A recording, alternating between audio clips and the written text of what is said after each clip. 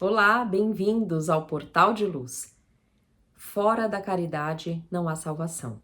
Nós lemos essa máxima no Evangelho segundo o Espiritismo. Mas como compreender e concretizar na nossa rotina esse princípio tão básico da nossa doutrina, vencendo os nossos antigos hábitos de pensarmos sempre somente nos nossos interesses e passando a amar de verdade o nosso semelhante? Nós vamos conversar sobre isso no programa de hoje. E para começarmos, nós vamos convidar todos vocês para ouvirmos juntos a mensagem psicografada por Chico Xavier. Confiemos servindo. Asseguras o mérito da semente, valorizando-lhe as qualidades, mas, se alguém foge de plantá-la, todo o teu esforço verbal terá sido vão. Gabas-te de possuir primorosos talentos artísticos. No entanto, se não trabalhas por expressá-los, descerás fatalmente ao ridículo diante dos que te ouvem. Esboças valioso projeto para o levantamento de largo edifício. Entretanto, se não promoves a construção, os teus planos, por mais belos, estarão relegados ao morro. Confias plenamente no credor que te emprestou recursos determinados. Todavia, se não pagas a dívida, serás levado à insolvência. Apregoas as vantagens de certa máquina, mas, se ninguém experimenta os mecanismos na atividade, o engenho, por mais precioso, acabará esquecido por traste inútil. Assim também nos assuntos da alma. Em verdade, reverenciamos a providência divina. Depositamos em Cristo a nossa esperança. Admiramos a virtude e acreditamos na força do bem. Contudo, se nada realizamos na esfera das boas obras, a nossa fé pode ser vigorosa e resplendente, mas não adianta. Caridade, segundo o Espiritismo, é o amor colocado em movimento, em ação. O amor puro, incondicional, ou seja, que não escolhe a quem deve se manifestar e que é feito sem interesse de qualquer recompensa ou de qualquer reconhecimento. Ao mesmo tempo, é colocado também no Evangelho como um dever de cada indivíduo para com os demais, em todas as circunstâncias da vida, por ser a caridade o caminho da perfeição. E porque sem a caridade não há salvação, como aparece no capítulo 15 do Evangelho? Porque é quando nós paramos de nos sentir mais importantes e percebemos que somos todos filhos do mesmo Pai, que passamos, portanto, a olhar o nosso semelhante sem julgar, sem rotular. Nos sentimos irmãos verdadeiramente e apenas amamos. A caridade é esse amor colocado em ação. Mas na hora de realmente colocarmos em ação a caridade, há muitos empecilhos. Os nossos velhos hábitos nos prendem num comportamento ainda muito egocêntrico. Nós temos a tendência de colocar as nossas prioridades, as nossas opiniões, os nossos interesses sempre na frente, esquecendo facilmente dos exemplos que Jesus nos deixou. Quase como se nós estivéssemos em duas realidades, porque na hora em que eu estou no meu centro espírita, assistindo a uma palestra ou lendo um livro da doutrina, fica fácil compreender a necessidade de sermos mais amorosos, mais gentis, mais empáticos e ajudar o nosso semelhante. Mas quando saímos para a vida, nos nossos espaços de trabalho, no trânsito, nos nossos lares, o que prevalece em nós são aqueles velhos hábitos. Nós agimos no piloto automático, acabamos sendo vaidosos, orgulhosos, egoístas, preocupados com os nossos objetivos, com pressa demais para ter que parar e estender a mão para quem quer que seja. Nós acabamos muitas vezes até nos frustrando com nós mesmos, porque estamos sempre percebendo uma certa incoerência daquilo que estudamos no Evangelho e daquilo que efetivamente nós estamos nos esforçando para manifestar na vida. Nós queremos avançar, mas ainda nos prendemos nessas velhas posturas. É a hora em que nós percebemos como é importante nos dedicarmos com afinco na nossa reforma íntima. Constatamos que há em nós o hábito já tão arraigado do orgulho e do egoísmo, mas como quebrar esse ciclo e avançar, agir diferente diante da vida, nem que seja um pequeno primeiro passo. As nossas encarnações passam tão rápido e requerem tanto esforço e amor e planejamento por parte do plano espiritual para chegarmos aqui e repetirmos os mesmos erros do passado, para voltarmos após o desencarne e percebermos que mais uma vez nós nos perdemos nas nossas vaidades, nós priorizamos as aquisições efêmeras da matéria, nos apegamos às riquezas temporárias.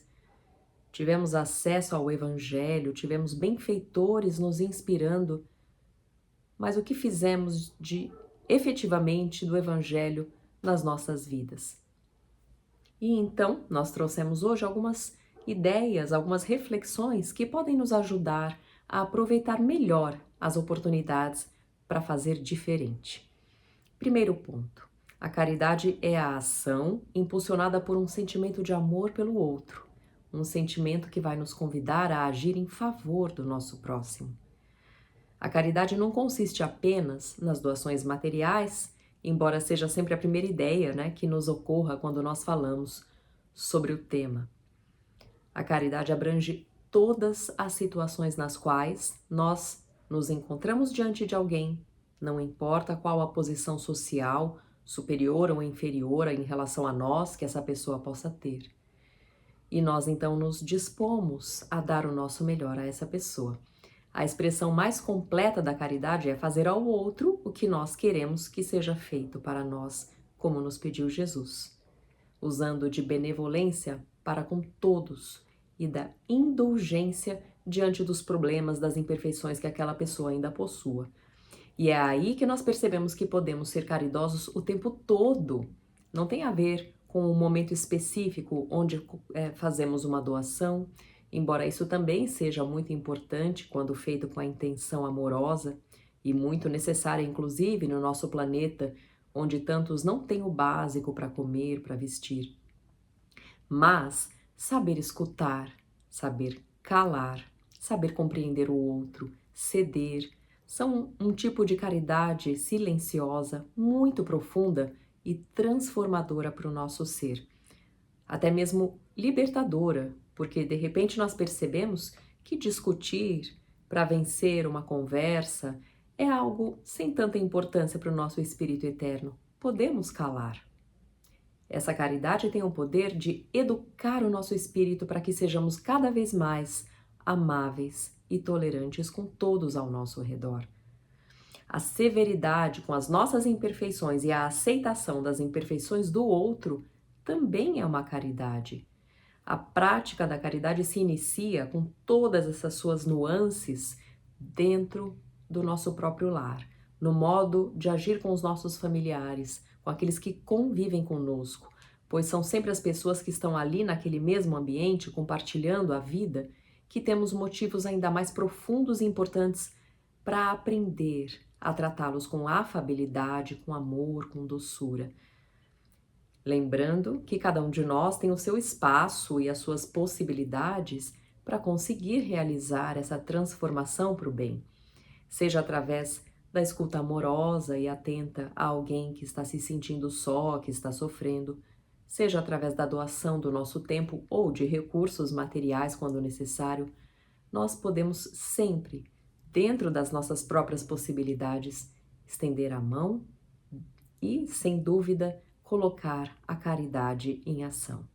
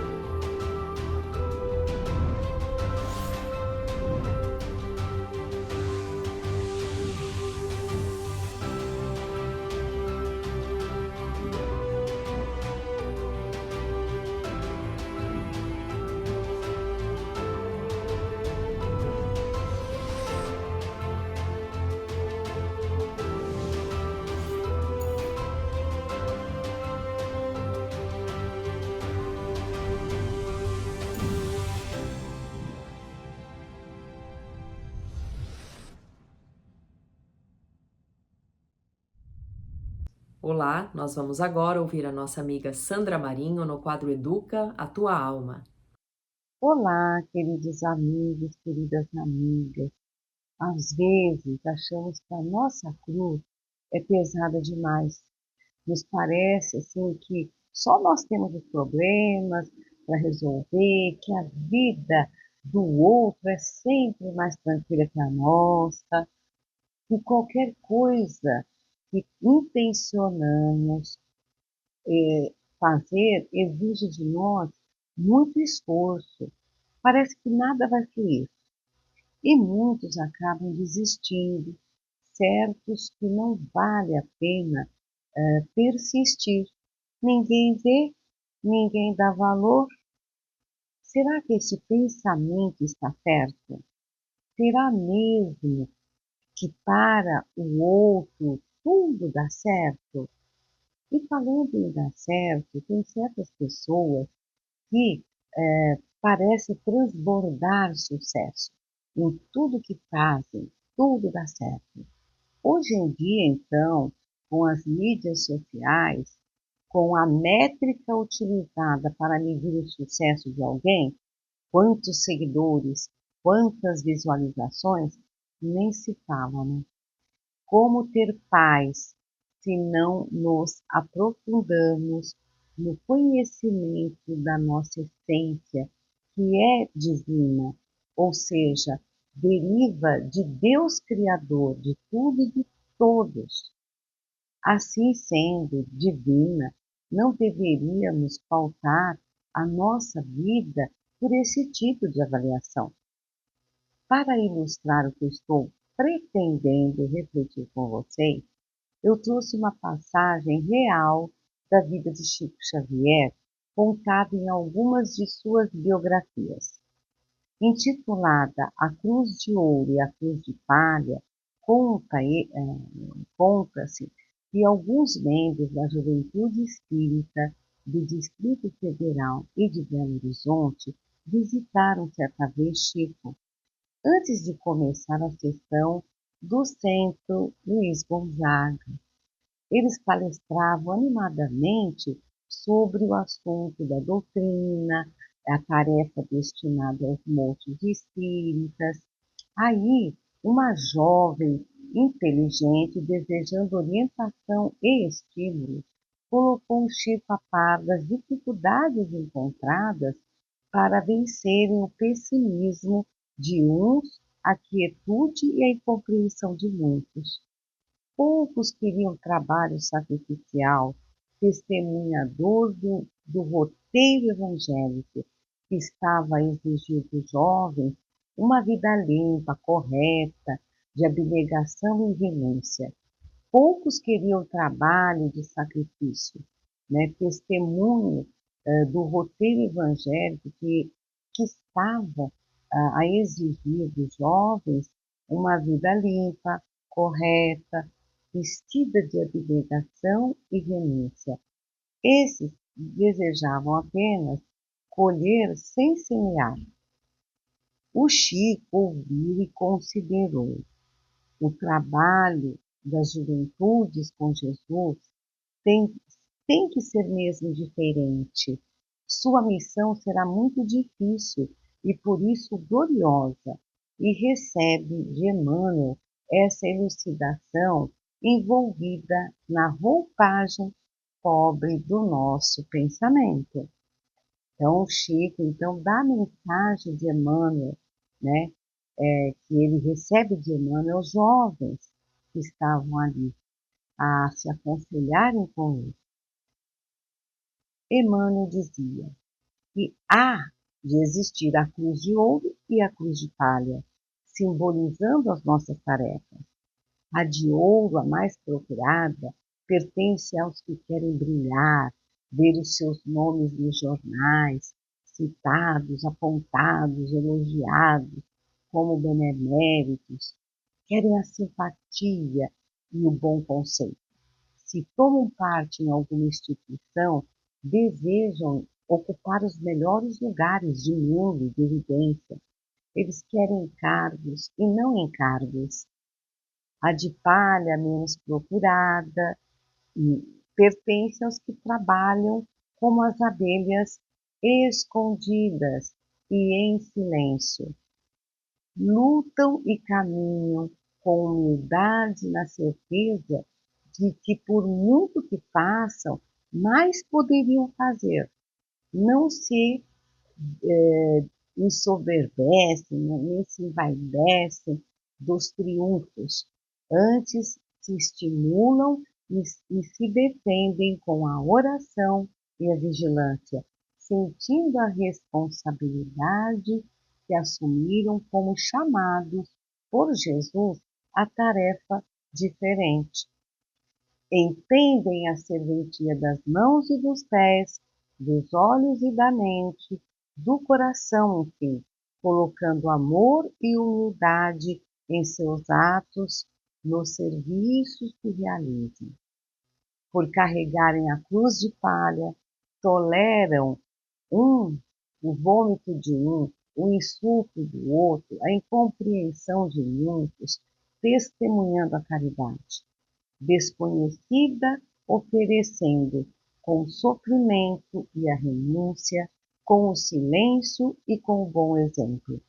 Remédios salvadores aos companheiros que adversam, os ferem e desconhecem a vitória. Né? Os jovens presentes estavam satisfeitos de seus olhos, órgãos musicais da alma. Saíam notas gratulatórias, exornando o ambiente feliz que viviam. Ou seja, os jovens ficaram ali embevecidos com aquela explicação e cheios assim, de boa aventura, né, pelo que eles queriam realizar, cheios de boa vontade. Eles não precisavam de mais. Eles entenderam o trabalho que lhes cabia realizar nas terras do Brasil, no coração, né, do mundo, na pátria do Evangelho. Esta linda lição, com vista também, né, aliás, ela nos mostra, né, e convida a todos que conseguem ouvir Jesus, mas poucos ouvem realmente. Então, a lição é válida para todos nós que ouvimos Jesus. Mas será que nós ouvimos realmente Jesus? Porque segui-lo, ajudá-lo na plantação do Evangelho, exige exatamente isso, que carreguemos a cruz de palha. Isto vale, gente, para todo empreendimento que abraçamos, quer de ordem material ou espiritual. O sucesso vai depender do trabalho, do empenho que empregamos, a despeito do que podem falar ou pensar de nós. Por outro lado, não nos compete julgar ninguém em relação às suas conquistas, se boas ou não. O que importa é abraçarmos os nossos projetos de progresso e melhoria espiritual, né, que desfilam com a sua cruz de ouro, paciência. Importa alcançarmos a cruz, sim, que nos leva às verdadeiras conquistas pautadas sempre na lei de amor. Pensemos nisso e até o próximo encontro. E agora nós vamos ouvir o nosso amigo Maida com o Momento Doutrinário. Olá, amigas e amigos, é muito agradável estarmos juntos em mais um Momento Doutrinário. Hoje, convidamos a todos para refletirmos sobre o tema Causas Atuais das Aflições, o qual consta no livro Evangelho segundo o Espiritismo, capítulo 5, itens 4 e 5, onde os espíritos da codificação esclarecem-nos dizendo: de duas espécies são as vicissitudes da vida, ou, se o preferirem, promanam de duas fontes bem diferentes, que importa distinguir. Umas têm sua causa na vida presente, outras fora desta vida.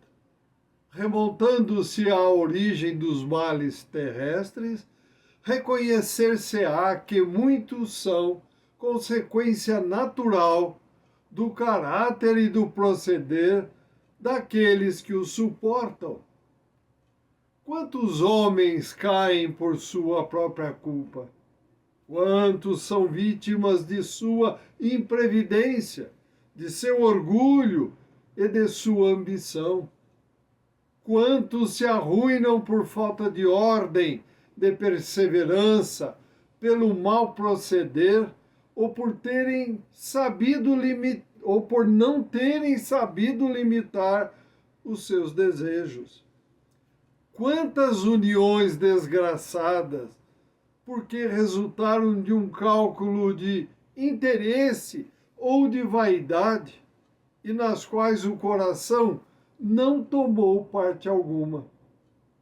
Quantas dissensões e funestas disputas se teriam evitado com um pouco de moderação e menos suscetibilidade. Quantas doenças e enfermidades decorrem da intemperança e dos excessos de todo gênero. Quantos pais são infelizes com seus filhos, porque não lhes combateram desde o princípio as más tendências.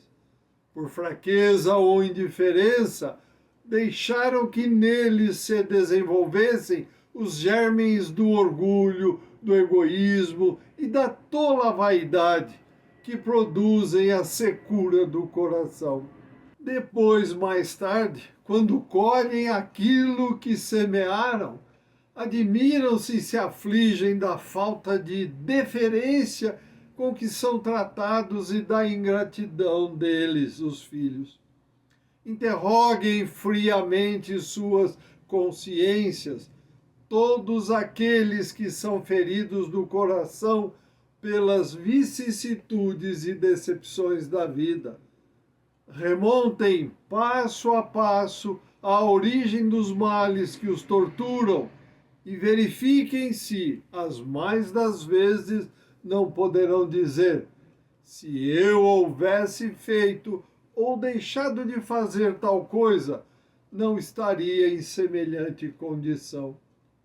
A quem então há de o homem responsabilizar por todas essas aflições, senão a si mesmo? O homem, pois, em grande número de casos, é o causador de seus próprios infortúnios, mas, em vez de reconhecê-lo, acha mais simples, menos humilhante para a sua acusar a sorte, a providência, a má fortuna, a má estrela, ao passo que a má estrela é apenas a sua incúria. Os males dessa natureza fornecem indubitavelmente um notável contingente ao cômputo das vicissitudes da vida.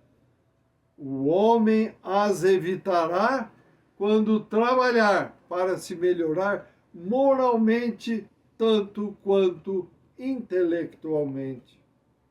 A lei humana, continuam os espíritos da codificação, atinge certas faltas e as pune.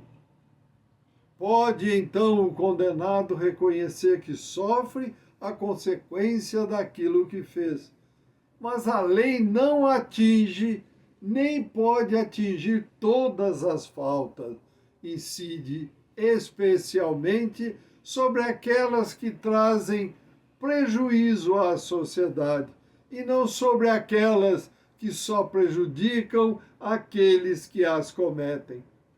Deus, porém, quer que todas as suas criaturas progridam e, portanto, não deixa impune qualquer desvio do caminho reto.